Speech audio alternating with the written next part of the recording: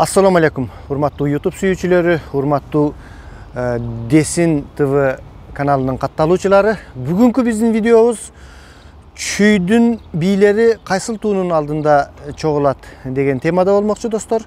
Мен ушул чүйдөн чыккан таасирдүү саясатчылар ушул парламенттик шайлоого кайсыл партиялар менен, кайсыл таасирдүү күчтөр менен чогулуп барат жана ошондой эле парламенттик шайлоо өткөндөн кийин негизги максат болгон президенттик шайлоого кимдин тегерегинде чогулушат. Мына ушулар жөнүндө мен өзүмдүн жеке анализ прогнозумду айтмакчымын. Балким менин айткандарым туура эмес болоттур. Менин дагы бир жөн эле көз карашым бар, как блогер катары. Сиздерде кандай пикирлер болсо, ошол пикирлериңерди сөзсүз жазып, сөзсүз ушул нерсенин тегерегинде бир талкуу жараталы, достор. Анда эмесе кеттик.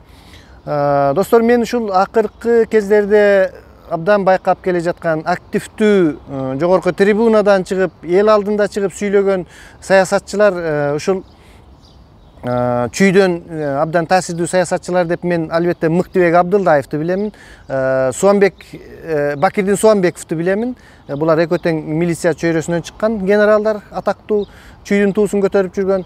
Андан кийин дагы бир чоң саясатчы, өтө амбициясы чоң жигитибиз, бул чоң киши Темир Аргенбаевич Сариев, Темир Сариевди айта аламын. Андан кийин дагы төртүнчү кыргыздын жаңы чыгып келе жаткан чыгаан саясий ишмери деп койсок жарашат, кыргыздын жаңыл мырзасы ушул Эльвира Сурабалдиева. Бул төрт саясатчынын тегерегинде тең абдан чоң күчтүү таасирдүү электораты бар.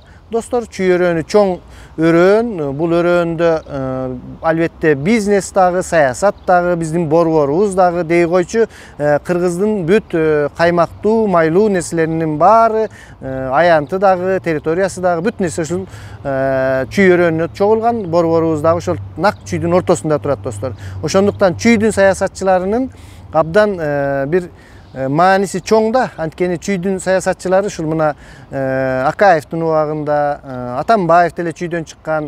Булар дайыма ушул кыргыздын президенттерин чыгарып келаткан өрөөндө, эми кийинки президенттик шайлоого деле ушулар ошол чүйдүн тыңчыкмалары сүйлөшөбү, аксакалдары сүйлөшөбү, балким бизде канчалык партия системасы, канчалык башка деген менен жердешчилик деген дагы чоң бир нерсебиз бар. Ошол чүйдөн чыгарууга кызыктар, чоң күчтөр албетте болот. Ушул күчтөр азыркы парламенттик шайлоого кандайча барат, ошол жөнүндө сүйлөшөбүз, достор. Албетте парламенттик шайлоо бул өтө өзгөчө болот. Мына азыр жаңы көз караштагы, жаңы муундар пайда болуп, чоң бир ушул пандемиядан кийин адамдардын аң сезиминде дагы чоң өзгөрүүлөр болду да. Бул шайлоодо башкача бир тактикалар колдонот. Менин оюмча, Бир бол фракциясы менен, Алтынбек Сулаймановдун Бир бол фракциясы менен Кыргызстан Шаршембек Абдикеримовдун партиясы биригет болуш керек. Анткени булар биригип, булардын технологдору бар, булардын өздөрүнүн баштары кыйын иштейт. Кантип жеңип алуу үчүн, башка бир көз караштагы электораттан кантип өтүп кетүү үчүн албетте чоң күчтөр дагы биригүүгө барат деп ойлоймун да. Эгер бир-бирден болсо булар деле ойлошу мүмкүн. Эгерде ушулар бириге турган болсо, ушул Бир бол фракциясынан ошол эле Суамбеков жана Абдылдаев, булар Бир бол фракциясында болушат. Булар келечекте менин оюм боюнча ушул Шаршембек Абдикеримов жака ыктайт болуш керек. Анткени дегенде бул биринчи вариант да, достор. Бул биринчи вариант. Себеби булар баардыгы бизнес чөйрөсүнөн чыккан магнаттар биригип туруп, андан кийинки өткөндө да мен айта кеткем, возможный кандидат, мүмкүнчүлүктүү кандидат ушул Шаршембек Абдикеримовду азыркы бийликтегилер менен кошо президенттикке көрсөтүү планы аркылуу ушундай биригүү болушу мүмкүн да. Ушул биринчи парламенттик шайлоодо биригүү болот. Андан кийин ошол эле туунун алдында бул тыңчыкмалардын баардыгы Шаршембек Абдикеримовду президенттикке жөнөтүшү мүмкүн. Бул менин биринчи вариантым, достор. Ал эми экинчи вариант чүйский фактор деп коебуз. Балким чүйдүн ошол алдыңкы көз караштагы саясатчылар эч кандай биз Абдикеримов башка кандидаттарга барбайбыз, биз өз чүйдөн өзүбүздү чыгарабыз деп туруп Темир Аргенбаевич Сариевдин чекесине чогулуу мүмкүнчүлүгү да. Эми бул Темир Эргенбаевич абдан ушул Союздун кезинен баштап келе жаткан комсомол партиядан баштаган 90-жылдары кайра бизнеске кирип, бизнестен 2000-жылдары кайра саясатка өтүп, ушул чачынын учунан тырмагынын учуна чейин саясатты дагы, бизнести дагы билген, абдан амбициясы чоң, бүт нерсени тонкосуна чейин билип турган саясатчы да достор. Муну көбү билбеши мүмкүн. Мындай деп бир дагы таасирлер бар. Түштүктү жаман көрөт экен, андай мындай деген. А бирок бул киши абдан чоң саясатты кыйын билген, таасирдүү чүйдүн дагы бир тыңчыкмаларынын бири да. Мына жакында эле билесиздер, премьер-министрлик кызматта жүрдү, убактылуу өкмөттүн финансы министри, ошондой эле председателдин орун басары болду. Ошол убактылуу өкмөттүн келишине таасир кылган Союз демократических сил деп коет, орусчасы, кыргызчасы ошондо демократиялык күчтөрдүн союзу деген ошондой биримдиги бар эле, ошол революцияны кылышкан. Кийин ал биримдикти бул Ак Шумкар партиясы деп узкий кылып, ошол жерде менимче Темир Эргенбаевич бир аз тактический ката кетирип койду окшойт. Ак Шумкар дегенден кийин мындай таасир аз болгондой бир жеке партия сыяктуу болуп калды. Эгерде ошол Союз демократический сил болгондо бул союз экен деп балким мындай тарапташтар көбүрөөк боло эле. Ушул иши кылып кандай болгон учурда дагы Темир Эргенбаевич Сариев бул президенттик шайлоого өз чүйдүн туусун өзү көтөрүп өзү барат достор. Андан кийинки сөз биздин абдан таасирдүү кызыбыз, жаңыл мырзабыз, ушул Эльвира Сурабалдиева. Бунун дагы абдан чоң электораты бар. Коомчулуктун алдында депутаттар да ушул дайыма суроолорду кабыргасынан коюп, министрлердин шаштысын алып, акыркы кездери бир топ эле саясий упайларды топтоп алды десек туура болот да. Бул кыз Темир Эргенбаевичке эч качан кошулбайт. Себеби дегенде буга чейин дагы айтып жүргөн, мен атамдын бизнесин тартып алууга аракеттенди, андай мындай деп. Ал эми Темир Эргенбаевич бул болбогон сөз деп иши кылып, баягы чоң бизнесмендердин ортосунда боло турган бир интригалар бул экөөнүн ортосунда болуп жүрөт.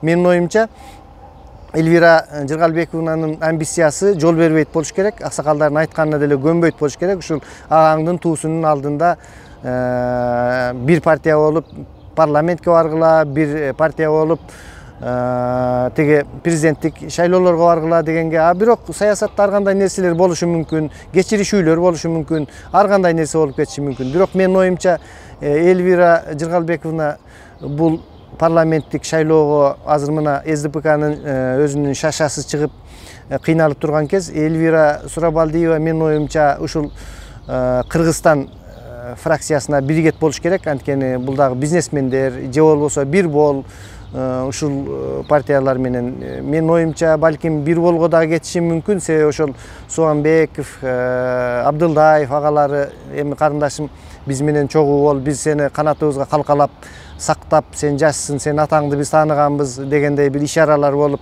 карындашын чын эле калкалайбыз, биз менен бол десе. Бирок да Сурабалдиева чоң Лондон школаларын өтүп келген бизнесмен, бизнести жакшы билген, такшалып калды. Бул кезде бул шайлоо депутаттык креслодо отуруп сүйлөп жүрүп, балким бул Кыргызстан партиясы менен. Мен үчүн мындай более вероятно ушул Жыргалбековна менимче Кыргызстан фракциясы менен барат болуш керек парламенттик шайлоого. Ал эми биримдик деген жаңы партияга кошулабы, кошулбайбы, ким билет, аны мен айта албаймын. Келечекте эгерде ошол Кыргызстан партиясына бирге турган болсо, анда эле ошол Шаршембек Абдыкеримовду президенттикке шайлоого кошулат деп ойлоймун да. Эльвира Жыргалбековна дагы абдан алдын ала көрө билген саясатчы болуп калды. Бул жагынан абдан көп ойлонот болуш керек. Менин жеке оюм ошол достор. Ушул 3 вариант. Эльвира Жыргалбековна биринчиси ушул Темир Сариев менен кошулушу мүмкүнбү, мүмкүн эмеспи дегенге мен мүмкүн эмес деп баа беремин. Бирок бул ушул Кыргызстан теге Шаршембек Абдыкеримовдун партиясына как бизнесмен катары кошулуп кетиши мүмкүн биринчиден. Экинчиден теге эски саясатчылар Бакирдин Суамбеков, Мыктыбек Абдылдаевтар сыяктуу адамдарга да кошулушу мүмкүн деп ойлоймун. Ошол достор, сиздер кандай ойлойсуздар? Ушуну сөзсүз айтып койгула достор. Бул биздин мындай мини прогнозубуз болот да. Бул шайлоо, депутаттык шайлоолордун кийинки президенттик шайлоого жасалган бул бир кадамы деп ойлоймун да. Мен ойлойм булардын ушул эмне себептен Элвира Сурабалдиеваларды ушулар тиги партияларга кошулушу мүмкүн, эмне себептен булар жаңы күчтөргө кошулбайт, маселен ошол эле Чоң Казат же болбосо ошол эле Адахан Мадумаровго эмне себептен Элвира Сурабалдиева кошулуп кетпейт. Анткени буларда көз караштар эч качан туура келбейт. Мисалы үчүн Чоң Казат жагын ала турган болсок, Чоң Казат канчалык элдин жүрөгүнө жакын болгону менен бул бизнесмендер үркөт. Анткени